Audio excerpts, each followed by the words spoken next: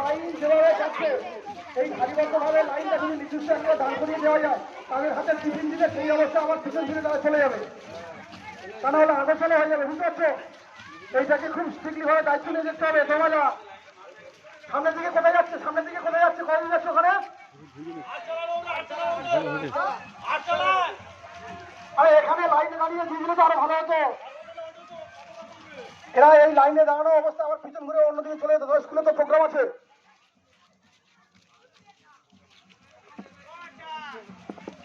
ঘুরিয়ে দেন লাইন ঘুরিয়ে দেন।